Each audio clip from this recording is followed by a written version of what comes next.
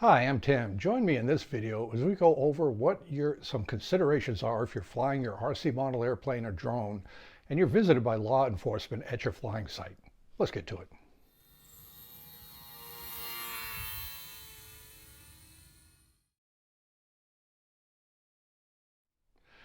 In this video, I'll be discussing some background and considerations if you're flying your RC model airplane or drone, and local law enforcement, could be the local police, sheriff, anybody, authority figures coming over and questioning why you're flying in this particular place, if it's okay, and asking certain questions. I want to put out a disclaimer. I am not a lawyer. I'm not going to give you any legal advice.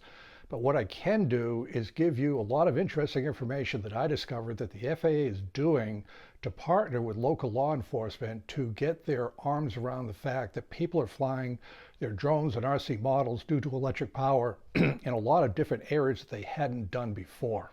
As always, thank you so much for likes, subscribes, and super thanks. They really help the channel a lot.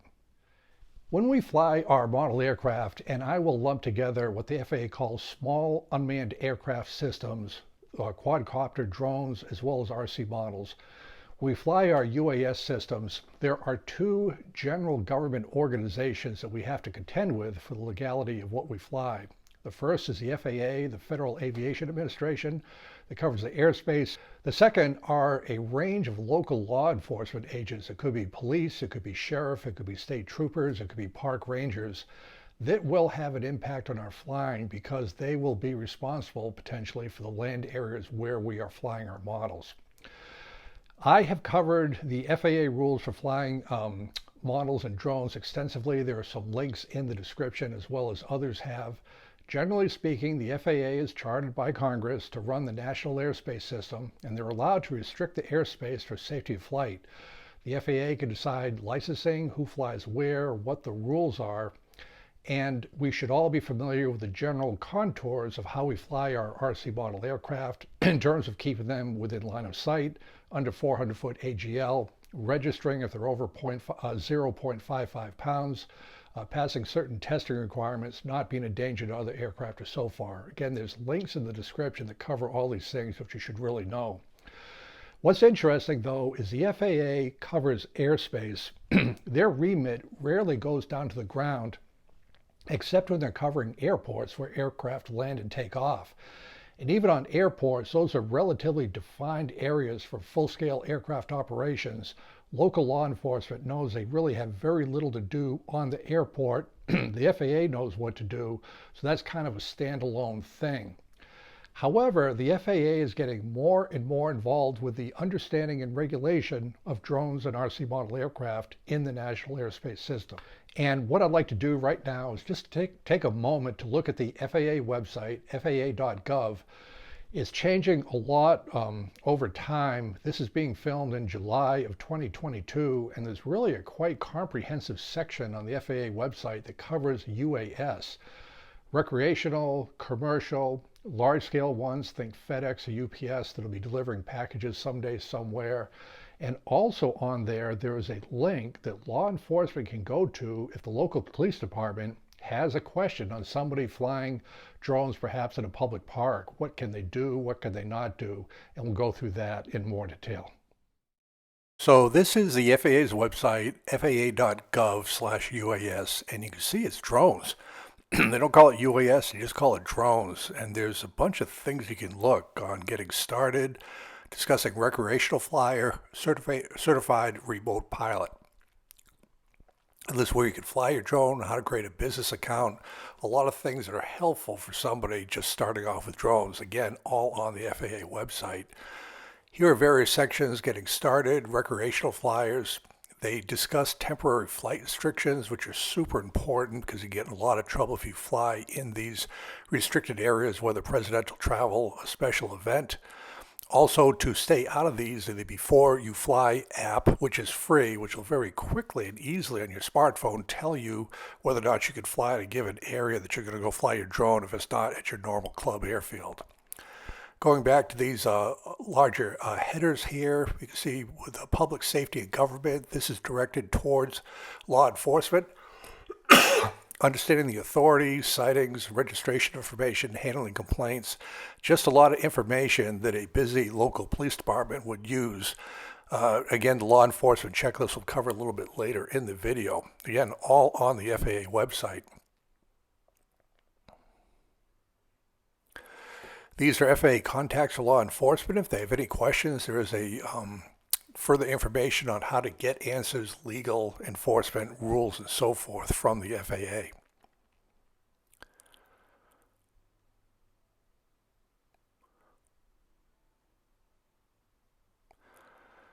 And again, this is their toolkit for law enforcement, just basically everything they need to know to get a start on public safety and working with the small drone UAS community. Again, all on the FAA website, one location for drones. So we've covered the FAA, and that's a pretty well-known thing for airspace. So let's talk a little bit about flying your drone on land areas that are not part of a club. And by the way, if you're a member of a model airplane club, that's usually the turnkey solution to solve a lot of problems flying model airplanes. It's a known spot. The noise issue, if there is any, is understood by the community. There'll almost for sure be a chartered club of the Academy of Model Aeronautics. Just a lot of things are taken care of as a community-based organization with the FAA. But with the prevalence of ready-to-fly electric-powered aircraft, the quadcopters that we're all familiar with, smaller radio-controlled model aircraft, for the first time really ever, when we were flying gas-powered models, the bigger, louder gas models, we can fly our model airplanes in places that we would just normally be too small or just unable to fly at due to noise. And so what I'd like to do is cover 5 of those general areas and give some background on how the FAA and local communities are working together to establish legal rules to fly in those areas, and how you can find out what those rules are to give you knowledge if you are approached by law enforcement in one of these areas. The 5 general areas are public lands, parks, schools, just public lands, private lands, it could be your backyard or a friend's farm, national parks, national forests, and beaches. Those 5 areas will give you a pretty good understanding of different approaches, and we can learn from that to arm ourselves with knowledge if we are challenged in one of these situations. As I was doing research for this video, I was really surprised just how much work has been done throughout the country on integrating model aircraft flight with local communities. And so we took a look at the FAA website, and on that FAA website, as part of their law enforcement section, there was this paper right here. And it's from the Office of the Chief Counsel, the Chief Lawyer for the Federal Aviation Administration, and the title is State and Local Regulation of Unmanned Aircraft System Fact Sheet. So this is from the head legal office of the FAA, what you can do and not do if you're a town, a state, a county, and you want to regulate unmanned aircraft systems. So I've just pulled off a couple examples to give an idea of what the FAA is telling local authorities so you can be aware of this. So what the FAA does is they give some examples of state and local laws for which consultation with the FAA is recommended. In other words, they're saying before you do something along here, check with us because we've got a lot of background knowledge on it. So things like operational UAS restrictions on flight altitude, flight paths, operational bans, any regulation of the navigable airspace. An example would be a city ordinance banning anyone from operating a UAS within city limits, within the airspace of the city, or within certain distance of landmarks. Federal courts look at this very closely on the regulation of overflight, and there's a bunch of case law. You're probably not going to prevail on that, just so they're aware of that. Another thing that would not be permitted in the FAA's view, because this will be challenged in court, is requiring equipment or training for unmanned aircraft systems related to aviation safety, such as geofencing, would likely not be allowed. Courts have found that state regulation pertaining to mandatory training and equipment requirements related to aviation safety is not consistent with a regulatory framework. In the same line of thought, examples of state and local laws that are within the power of state and local government police power. Laws traditionally related to state and local police power, including land use, zoning, privacy, trespass, law enforcement, generally are not subject to federal regulation. States, local communities can do that. Some examples are the requirement for police to obtain a warrant prior to using an unmanned aircraft system for surveillance, specifying that drones may not be used for voyeurism, prohibitions on using drones for hunting or fishing, or to interfere or harass an individual who's hunting or fishing, and prohibitions on attaching firearms. So there's a lot of work done on this, and there is actually offices of the FAA that is willing to work with a local law enforcement if they have questions in this area. So furthermore, with the FAA, they actually have training programs for law enforcement on what to do if they see somebody flying a drone or an RC model aircraft on public lands. What are the rules of the road, for lack of a better term? And again, this is from the FAA website. They speak to law enforcement with some basic things that everybody should know on drones that should be registered over 0.55 pounds, and the fact that they needs to be certain documentation on this. The police or law enforcement will generally ask for any registration or certification you might need if they come to you. And what they tell law enforcement when they're responding to a complaint about a drone or U.S. operation, and that's generally how they get there, somebody will call in with a complaint. There are several things to consider. The law enforcement officers should focus on the underlying activity in drone complaints. In other words, if you take the drone out of the discussion, is this an illegal activity? And examples would be reckless endangerment, voyeurism, or harassment. And then the police do normal police work. They want to locate the drone operator, determine the type of operation they're performing, whether it's recreational or commercial, objectively assess the situation, talk to the operator, then determine the law enforcement course of action required. Depending on what happens, they may have to do some research. It could be they could bring the FAA in if there's a regulation of the FAA violation of the FAA regulations, or there could be state or local laws and so forth. And so on the FAA website, the FAA actually has a section called LEAP, which is the Law Enforcement Assistance Program. Click on this and law enforcement can get right to the FAA with a phone number, email addresses to answer any questions they have about these drone regulations and the legality of what the police are doing in this particular situation. In line with this FAA engagement with law enforcement, they've actually come out with a checklist. They call it the FAA's UAS Law Enforcement Pocket Card that helps police identify the necessary steps to respond to a situation involving a drone or UAS. And what they've done as a mnemonic to memorize it, they just call it DRONE, D-R-O-N-E. It's detect, report, observe, notice, execute. These are just normal police actions: detect all available elements of the situation, locate individuals, report the incident to the FAA Regional Operations Center, and then follow on work with the FAA Law Enforcement Assistant Program, observe the UAS, maintain visibility to the device, note features, what type of UAS it is, shape, color, and so forth. And then finally, execute appropriate police action. And what police always do, and we support the police always, maintain a safe environment for general public and first responders, conduct a field interview, request proof of UAS registration, and document all details of the event per the guidance provided by the FAA. So in summary, without giving legal advice, I think it would be wise that if you are approached by law enforcement, safety first. If you're flying your RC model, land the aircraft as promptly as possible, and just discuss with the officers what they want to do and probably answer the questions would be a good first step for something like that. And then we see where it goes from there.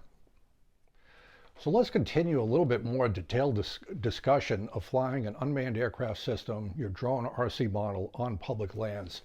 And probably the most logical thing you're going to fly at is either a public park or perhaps a schoolyard. As always, use some common sense. If you're flying a very fast or loud model in a public park, probably not a great idea. We don't ever want to be observed as causing a potential safety issue. Look out for people, groups of people. They are allowed to use the park. Be considerate of noise considerations. If your drone is too loud, that's a very good first step. And the other thing that is more and more important these days is do a quick Google check of that park. You might be surprised what is out there on various community websites, could be a county, city, or town, on restrictions. So let's take a look at a few of those. The first thing I'd like to show you is the city of Phoenix. They've done a very complete job of identifying where you can fly on a map of Phoenix with information you can click on to get further information where you can fly. Even New York City has a fairly detailed list of information where you can fly model aircraft, because the public lands, they try to make them available for a wide range of people. Another case that I will read here, and I'll just show you a quick thing on the on the screen. This is from the Mid-Peninsula Regional Open Space. It's information about flying model aircraft at Rancho San Antonio Open Space Preserve. Now, this is outside of Cupertino, California. California has historically been a very popular area to fly RC models, but it's getting crowded. There's a lot of people doing a lot of things outdoors in California these days. So what has happened is the authorities say model aircraft are welcome to fly in the designated area at Rancho San Antonio Open Space Preserve. They give you directions how to get there. And then they list rules and conditions, and these were developed during a series of public meetings which included input from model flyers, adjacent neighbors, and other park users such as hikers and people riding horses. So there's designated places to take off and land. There's a maximum of 5 models flying at any one time. Maximum model weight of 5 pounds, which is not a lot of weight. Maximum speed of 50 miles an hour. You have to be a member of the Academy of Model Aeronautics. Listen to this: gas-powered models, rockets, video piloting are prohibited. Helicopters are prohibited. Drones are prohibited. So what this is saying, electric-powered fixed-wing aircraft, less than 5 pounds, less than 50 miles an hour are permitted. It's a safety thing to be allowed to use this particular land space. So that discussion gives a pretty good overview of how various places handle public lands. I know when I lived outside of Chicago in Illinois, there were a lot of parks that were available for activities, to include model clubs at the parks with runways and all that sort of stuff. So it's important, I think, if anybody wants to fly or has an issue, to work with the local authorities. It may not be a guaranteed outcome, it may not be easy, but it has been done in other cases. It's just something to consider. Now, some other things to discuss on flying is national parks. Can I fly in a national park? And national parks include monuments, historic sites, battlefields, seashores, biking trails, walking trails. It's just basically area governed by the NPS and the National Park Service. The answer for national parks is no. You cannot fly in national parks. The Park Service passed that law in 2014. There's just no flying allowed in national parks. On the other hand, in a national forest, can you fly models in a national forest? The national forests are worth considering. There's 154 national forests in the United States, to include grassland sites. They cover 190 million acres in the U.S. There's a lot of space there. Flying in national forests is allowed. And so, again, by understanding the background, it gives you more insight. The reason in national parks you cannot fly in national parks is the national parks are highly vested in preservation. They want to keep things the way they are. They don't want to alter them from an existing state. Think the Grand Canyon. National forests, on the other hand, per law, multiple uses are mandated for national forests. It could be timber, it could be recreation, it could be grazing, wildlife, or fishing. People are allowed and encouraged to use the national forest to potentially include model aircraft. That leads us to another consideration: is beaches. Beaches are an interesting item, because with drones, we like to fly at the beach, we like to go at the beach, there's a lot of people there. The answer on beaches is it really depends, because the beaches are oftentimes controlled by the local town. You just have to check with whatever authority is in charge of that beach whether or not you can fly drones. And you're probably going to be especially aware of things like noise, taking pictures of people, voyeurism. That could be a prohibition of flying at the beach. Again, just check with local authorities for something like that. So the final area of land we haven't discussed is private land. It could be your backyard. It could be a friend's yard if they have a nice field you can fly in. Again, the same rules apply as public lands. Although the person owns the land, you can certainly fly there with permission. But you have to be aware of complaints from neighbors, harassment, noise issues, taking pictures. But you will have a lot more freedom to fly in your backyard. Just be considerate of the neighbors. So again, I thank you for joining me in this video. You can see that with the absolute explosion in the use of ready-to-fly, electric-powered RC model aircraft, drones, or model airplanes, there's a whole range of areas that we can open up to with flying that we haven't thought about. Check with the FAA for sure. With the FAA, as we discussed in that website, you've got to know if you're flying in controlled or uncontrolled airspace. That's the Before You Fly app. That is a must do no matter what land area you're flying over. And then with different areas of land, do your research on Google, check with the relevant authorities or landowners, and if you want to be absolutely certain that where you're flying will be okay and not cause any problems, seek out a local club. They're very easy to find with a Google search. Fly with a local club. Everything will be taken care of for you in terms of legalities with the FAA and land use at a local club. So good luck with your flying. Thank you for tuning in, and we look forward to seeing you on future videos.